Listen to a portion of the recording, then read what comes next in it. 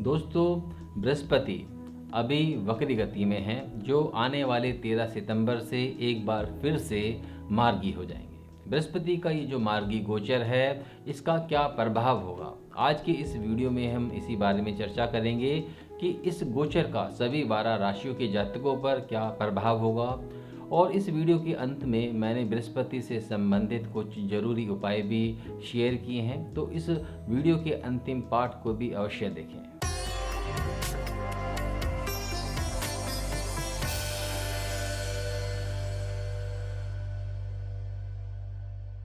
नमस्कार दोस्तों, मैं हेमंत बरुआ आपके चैनल प्लैनेट्स एंड हाउसेस में अंतर मन से बहुत बहुत स्वागत करता हूं। दोस्तों, गुरु ज्ञान, शिक्षा, सकारात्मकता, आशावादिता, संतान, धार्मिक कार्य, धन, दान, पुण्य, वृद्धि आदि के कारक हैं और इनसे बुद्धि, पुत्र, धन, आरोग्यता और आध्यात्मिक शक्ति का विचार किया जाता है। दोस्तों, 13 सितंबर से गुरु मतलब बृहस्पति धनु राशि में एक बार फिर से मार्गी हो रहे हैं। आइए अब इसका प्रभाव एक एक करके सभी राशियों पर देखते हैं, जिससे आप अपनी राशि के अनुरूप ये जान पाएंगे कि गुरु का मार्गी गोचर आपके लिए कैसा रहने वाला है। तो आइए शुरुआत करते हैं मेष राशि से। मेष राशि वालों के लिए भाग्य स्थान से गुरु का गोचर रहेगा। ये गोचर निश्चित रूप से आपके भाग्य को बल देगा। आपके व्यक्तित्व, कार्य क्षमता और आपकी जो बौद्धिक क्षमता है, विद्या है या आपका जो ज्ञान है, उसको ये प्रबल करेगा और आपके भाइयों से भी आपको सहयोग प्राप्त होगा। संतान सुख में गोचर वृद्धि करेगा और इस समय मंगल ग्रह लगन पर स्थित है, जो गुरु ग्रह के मित्र हैं। लगन गुरु के दृष्टि में है और इसलिए आपके व्यक्तित्व का भी अच्छा विकास होगा। हालांकि 10 सितंबर से मंगल वक्री हो जाएंगे, परंतु फिर भी आप अपने अहंकार को काबू में रखकर जो असली ज्ञान है लाइफ का, जो आपके लिए आगे बढ़ने के लिए जरूरी है, उस पर अपना ध्यान केंद्रित कर पाएंगे। वृषभ राशि वालों के लिए गुरु का गोचर 8वें भाव से रहेगा, जो आयु भाव या मृत्यु भाव भी कहलाता है। 8वें भाव में गुरु का गोचर बहुत शुभ नहीं माना जाता है। इस कारण आपके कामों में कहीं ना कहीं अड़चनें उत्पन्न हो सकती हैं, व्यवधान हो सकते हैं, किंतु गुरु सब राशि में स्थित होने के कारण स्थिति पर पूरा नियंत्रण बनाने की कोशिश करेंगे। गुरु गोचर दृष्टि के कारण आपको अचानक धन लाभ भी हो सकता है। 12वां भाव विदेश यात्रा का भाव होता है। गुरु की दृष्टि के कारण ये भाव प्रबल होगा, इसलिए यात्रा या विदेश यात्रा का योग हो सकता है, परंतु वर्तमान कोरोना काल को देखकर ही इस तरफ निर्णय लें। दोस्तों, मिथुन राशि वालों के लिए गुरु का गोचर 7वें भाव से होगा। 7वां भाव बिजनेस, प्रोफेशन और दाम्पत्य सुख का भाव है। 7वें भाव में गुरु का गोचर शुभ माना जाता है। गुरु सब राशि के होकर इस भाव के स्वामी होने के कारण अपने जातक के कर्म प्रभाव को बढ़ाएंगे। दाम्पत्य सुख में भी वृद्धि करेंगे।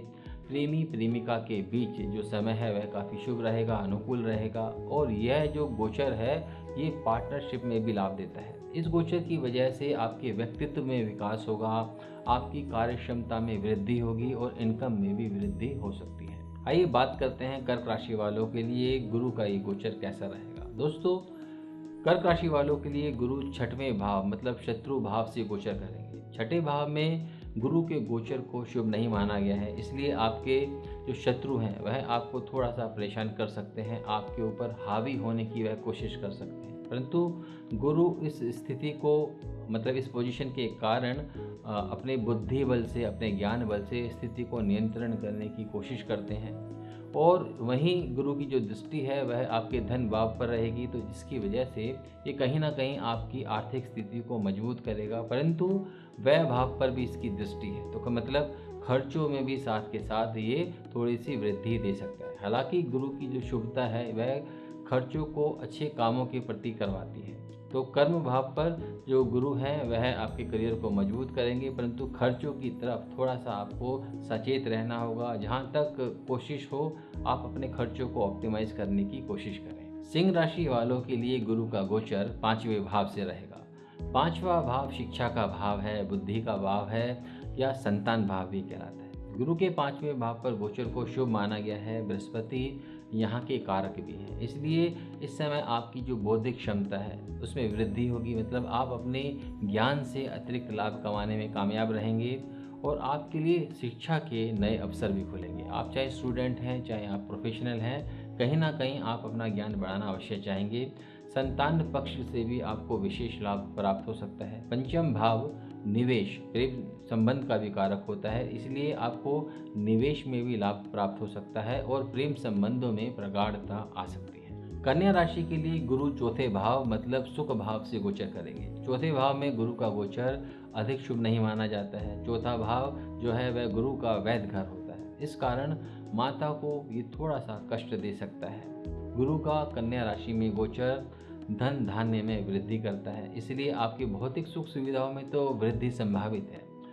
नई प्रॉपर्टी बनाने के हिसाब से भी ये जो समय है आपके लिए शुभ रहेगा। ये गोचर अधिक खर्चा भी देता है, अधिक मेहनत भी करवाता है और स्वास्थ्य संबंधित छोटी मोटी समस्याएं भी उत्पन्न करता है, तो इसलिए अपने स्वास्थ्य का भी विशेष रूप से ख्याल रखें। दोस्तों, तुला राशि में गुरु तीसरे भाव मतलब पराक्रम भाव से गोचर करेंगे। गुरु का तीसरे भाव में गोचर बहुत शुभ नहीं माना जाता है। तुला राशि के स्वामी ग्रह शुक्र गुरु के नैसर्गिक शत्रु हैं, इसलिए भी तुला राशि में गुरु का जो गोचर है वह अधिक फलदायी नहीं दिख रहा है। इस कारण आपकी इनकम में कहीं ना कहीं थोड़ी कमी आ सकती है। दाम्पत्य जीवन में भी ये तनाव उत्पन्न कर सकता है। इस समय भाग्य के भरोसे ना रह के कर्म पर अधिक फोकस करें, आपको शुभ फल प्राप्त हो सकते हैं। वृश्चिक राशि में गुरु दूसरे भाव मतलब धन भाव से गोचर करेंगे।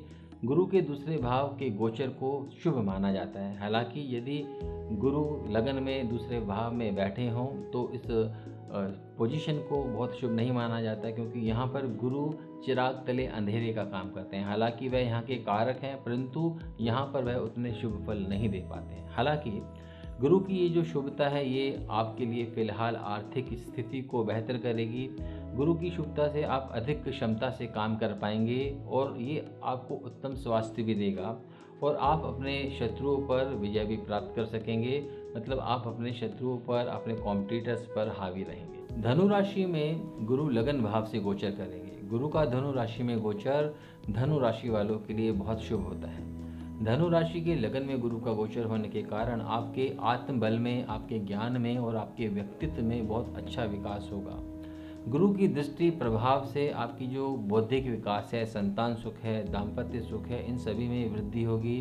धर्म के प्रति भी आपका रुझान बढ़ेगा। और यदि इस राशि वालों के लिए विवाह एक समस्या है, मतलब किसी भी तरह की समस्या से वह जूझ रहे हैं, चाहे आप विवाह करना चाहते हैं या आपके वैवाहिक जीवन के अंदर किसी तरह की समस्या है, तो ये जो गोचर है उसमें भी शुभता प्रदान करता है। तो इसलिए आप थोड़ा सा अपना एफर्ट जो है इस तरफ बढ़ाएं, आपको शुभ फल प्राप्त हो सकते हैं। मकर राशि में गुरु 12वें भाव मतलब व्यय भाव से गोचर करेंगे।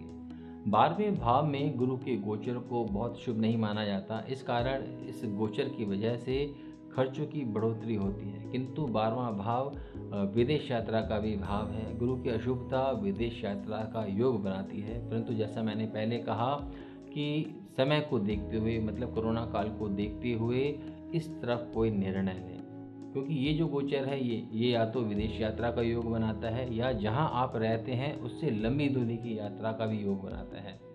ये गोचर आपको आपके शत्रुओं के ऊपर भी हावी रखेगा, परंतु आप अपने स्वास्थ्य का विशेष रूप से ख्याल भी रखें। कुंभ राशि में गुरु एकादश भाव मतलब आय भाव से गोचर करेंगे।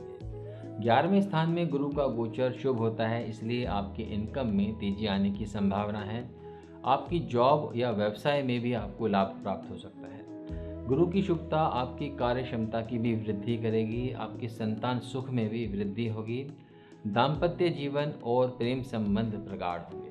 मीन राशि में गुरु 10वें घर मतलब कर्म भाव से गोचर करेंगे। इस कारण कर्म मतलब अपने व्यवसाय प्रोफेशन से आपको लाभ की प्राप्ति होगी। इस समय गुरु की दृष्टि आपके दूसरे, चौथे और 6वें भाव पर रहेगी। इस कारण इस समय आपकी धन की वृद्धि की संभावना है। सुख सुविधाओं में भी विस्तार होगा, मात्र सुख की भी प्राप्ति होगी और इस समय आपकी जो शत्रु हैं वह कमज़ोर रहेंगे। तो आप कहने का मतलब ये है कि आप अपने कॉम्पिटिटर्स पर हावी रह सकते हैं, परंतु आप हम्बल रहें, विनम्र रहें और अपना जो सहयोग है वह सभी के साथ बढ़ाएं। ये आपके भाग्य की भी वृद्धि करेगा और आने वाले समय में आपको इसके अनुकूल परिणाम भी प्राप्त होंगे। दोस्तों इस वीडियो में इतना ही। गुरु को मजबूत करने के लिए आप गुरुवार को किसी एनजीओ शिक्षा संस्थान में शिक्षा से संबंधित वस्तुओं का दान कर सकते हैं। किसी मंदिर में किसी सुविधा या निर्माण कार्य के लिए अपने सामर्थ्य के हिसाब से दान अवश्य करें।